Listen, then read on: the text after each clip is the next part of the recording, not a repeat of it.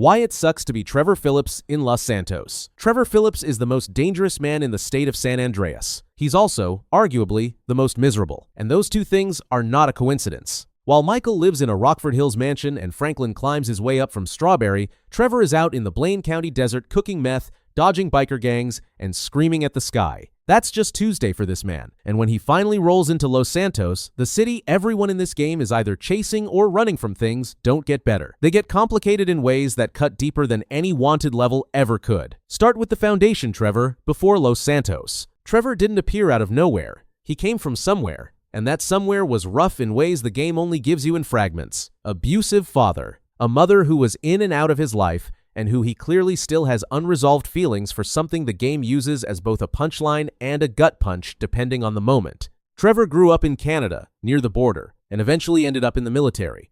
He was a trained pilot, skilled enough to pass every test they put in front of him until the psych evaluation. That's where the military drew the line. One failed psychological assessment, and the career was over before it started. Think about that for a second. Trevor Phillips was good enough to fly jets, not good enough mentally to be trusted with one. So the one structured path that could have given him purpose, discipline, and a place in the world gone. What's left after that? Crime. Because crime, unlike the military, doesn't give psych evals. Then comes Michael. And this is where everything that follows starts to make sense. Michael DeSanta, back when he was Michael Townley, was Trevor's partner.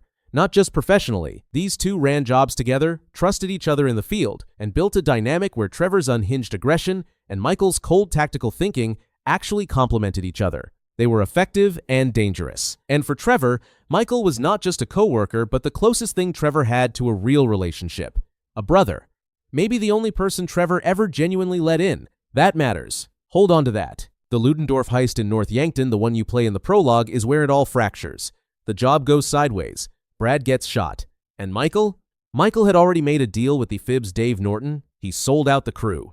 Brad gets buried in Michael's place, while Michael walks away into witness protection. A fake name, a new life, and a mansion he doesn't deserve. Trevor believes Michael is dead. He grieves. He disappears into the desert and builds a broken little empire out of meth and menace. And for 9 years, he carries the weight of thinking his best friend is gone. 9 years. In Sandy Shores.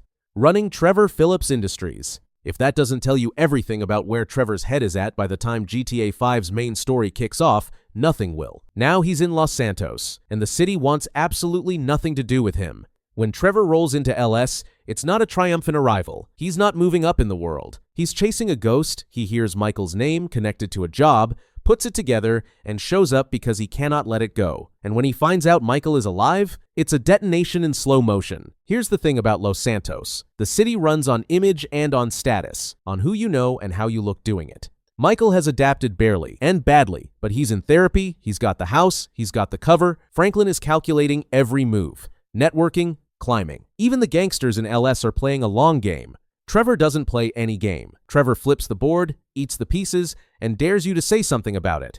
That makes him useful. It also makes him impossible to integrate. Every time Trevor is in Los Santos proper, he's a liability wrapped in a dirty white tank top. He terrorizes civilians, escalates every situation to its worst possible outcome, and has zero interest in the social performance the city demands. He's not from here, and he doesn't want to be. Which means the city and the people in it will always treat him like a weapon to be aimed, not a person to be respected. Look at his relationships with the other two protagonists. Neither one is what Trevor thinks it is. Michael and Trevor's dynamic is the core tension of the entire game. Trevor wants the partnership back. He wants the version of their relationship where they were equals, where they were brothers in the field. What he gets instead is a man who is embarrassed by him, who uses him when the job requires it, and who would honestly be relieved if Trevor disappeared again. Michael's affection for Trevor is real but conditional. The moment Trevor becomes inconvenient, which is often Michael is calculating an exit, that's who Michael is. He survived 9 years of fake suburban life by being whoever the moment required. Trevor can't do that. Trevor only has one setting. Franklin is simpler and, in some ways, colder. He respects Trevor's capacity for violence. He's not unaware that Trevor is sharp in his own brutal way. But Franklin is fundamentally pragmatic. He's building something. Trevor is not an investment, but a tool in a specific job. When the endgame arrives, when Devin Weston shows up with his ending A offer, Franklin can choose to let Trevor die. Not because he hates him, because someone with power told him it was the efficient move. And for a second, that's a real option. That's the most damning thing the game says about Trevor's place in the world. He can be ended not out of revenge, not out of hatred, but out of convenience. That's how little weight his life carries in the eyes of everyone around him. His operation, Trevor Phillips Industries, tells the same story. On paper, TPI is impressive. Meth production, arms trafficking, territory control in Blaine County. Trevor runs it with a combination of genuine business instinct and complete terror. He's carved out a monopoly in the desert through sheer force of will and psychological dominance. The Lost MC, the O'Neill brothers, the Vagos pushing through the county, Trevor dismantles them all, sometimes literally. But it never grows beyond what it is. It can't, because the operation is built on Trevor, and Trevor's model doesn't scale. You can't franchise chaos. You can't put a board of directors underneath a man who once bit someone's ear off during a business meeting, allegedly. The empire stays small, stays local, stays in the desert where nobody important is watching. When Trevor tries to push into Los Santos, into the real money, into the world-class scores, he needs Michael, he needs Lester, he needs Franklin, he needs other people's infrastructure just to access the level he should, by skill and by ruthlessness, already be operating at. And every single one of those people has their own agenda that doesn't include Trevor's long-term well-being. And underneath all of it, underneath every explosion, every rampage, every unhinged monologue, there's something the game keeps surfacing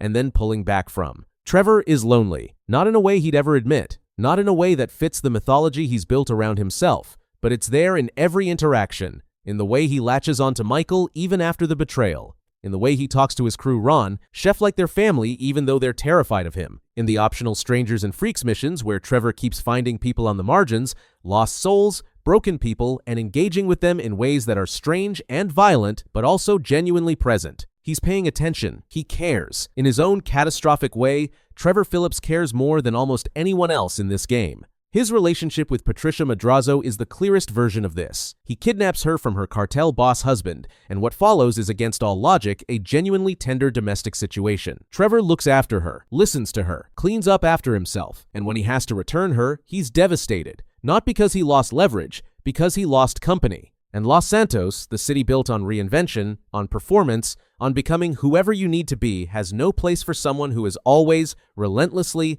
catastrophically himself. Michael can fake it, Franklin can navigate it, Trevor can only be Trevor. And in a world that rewards adaptation, that's a death sentence dressed up as a personality. The city will use him for the Merryweather heist, for the Union Depository, for every job that requires someone willing to walk into a situation with no plan and maximum violence. And when the last job is done, when the score is split, Los Santos will close its doors on Trevor Phillips the same way it always has. Like he was never really there. And if Trevor's story taught you anything, it's that Los Santos doesn't just chew up individuals, it chews up entire organizations.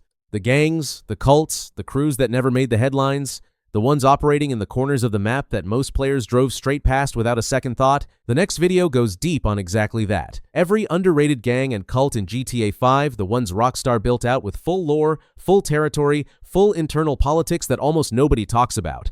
The altruist cult up in the Chiliad Mountain State Wilderness. The Epsilon program, and what it's actually saying about Los Santos society. The smaller crews running Blaine County that Trevor was either wiping out or absorbing into his operation. It's the same world. Just the parts the camera usually doesn't point at. That video is up next.